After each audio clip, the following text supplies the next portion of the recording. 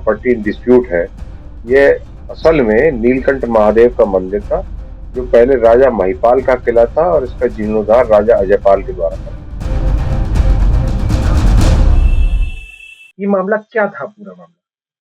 ये मामला ये था कि ये जो प्रॉपर्टी डिस्प्यूट है, ये असल में नीलकंठ महादेव का मंदिर था, जो पहले राजा महिपाल का किला था और इसका जीर्णोद्धार राजा अजयपाल के द्वारा कराया।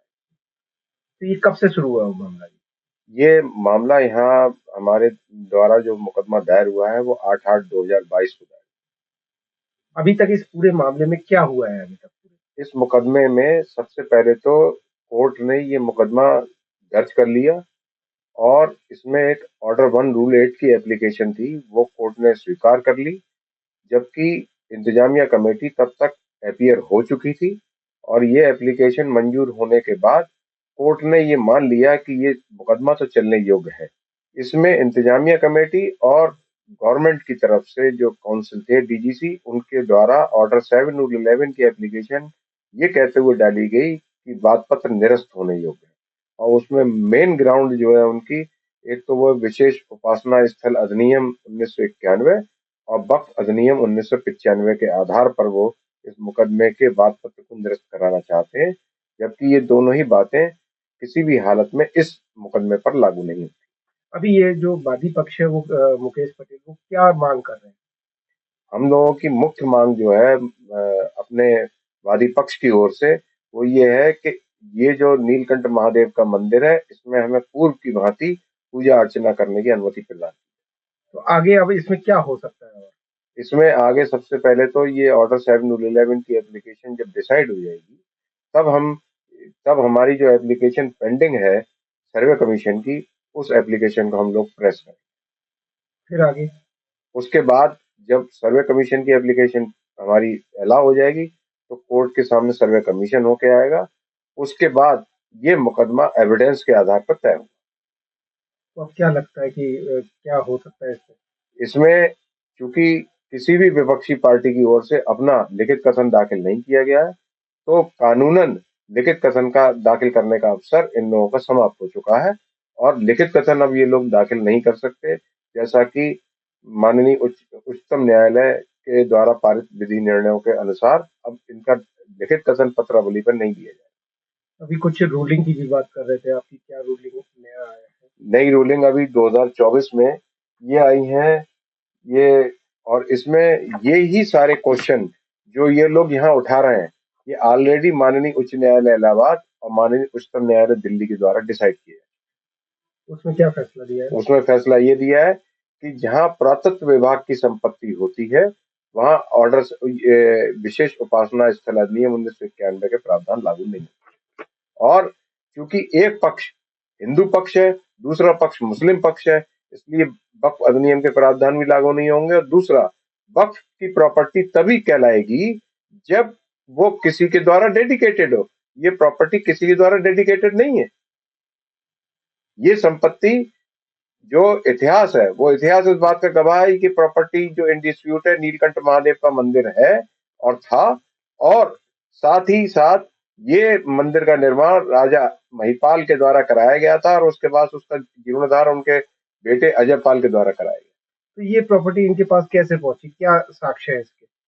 इसके साक्ष्य ये हैं कि उसके जो बीच में वहाँ जो मुगल आक्रांता यहाँ आए, मुस्लिम शासक, उनके द्वारा ज्यादातर जगहों पर ये करा गया, जो मंदिर की जगह थी उन पर मस्जिद होना दर्शाना शुरू कर दिया गया, नमाज पढ़ना शुरू कर दिया गया, जबकि जो उसका सुपर स्ट्रक्चर है वो वास्तव में मंदिर का ही है। देखिए, हमारी पार्टी का जिस दिन से सदन शुरू हुआ है उसी दिन से समाजवादी पार्टी ने संभल को लेकर के अपनी बात रखने की कोशिश की है। सदन नहीं चला।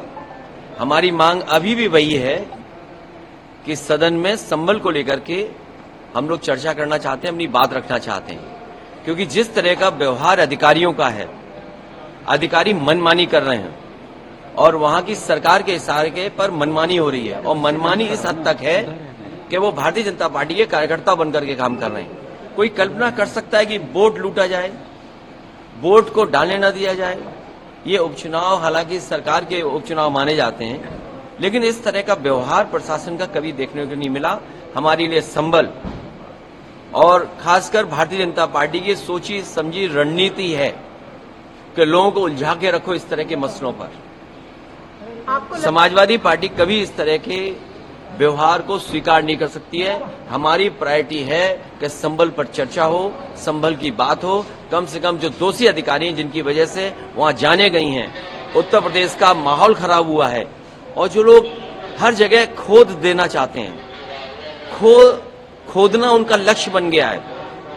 जो लोग खोदना चाहते हैं वो याद रखें, देश का सौहार्द भी खो देंगे एक दिन। जो लोग जगह जगह खोदना चाहते हैं वो देश का सौहार्द भी खो देंगे। इसीलिए मैंने कहा जो जगह जगह खोदना चाहते हैं वो देश का सौहार्द खो देंगे, देश का भाईचारा खो देंगे। और ये सोची समझी रणनीति है जिसके तहत भारतीय जनता पार्टी इस तरह का काम जगह जगह पर कर रही है। सर, कल प्रधानमंत्री ने साबरमती रिपोर्ट देखी सारे एमपीज के साथ पार्लियामेंट में, क्या कहना है आपका? मैंने फिल्म नहीं देखी और न मेरी देखने की इच्छा है। मिल्कीपुर कैसे बचाएंगे सर? ऐसे सर जो मुराद ऊपर वाला बचाएगा सबको, भगवान बचाएगा।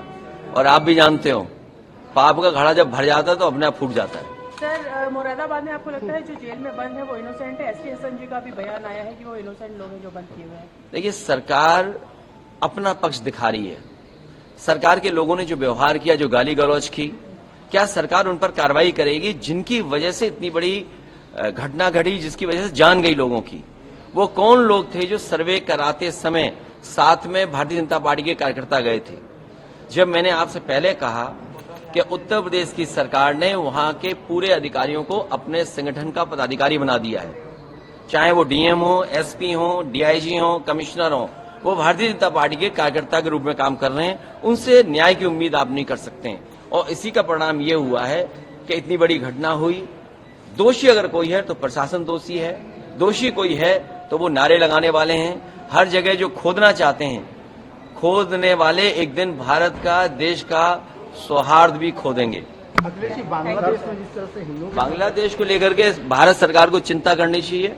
भारत सरकार चिंतित हो क्योंकि इस तरह का काम नहीं हो तो भारत सरकार क्या ताकतवर सरकार बनती है अपने आप को, अगर हमारे साधु संतों का भी सम्मान नहीं कर सकती।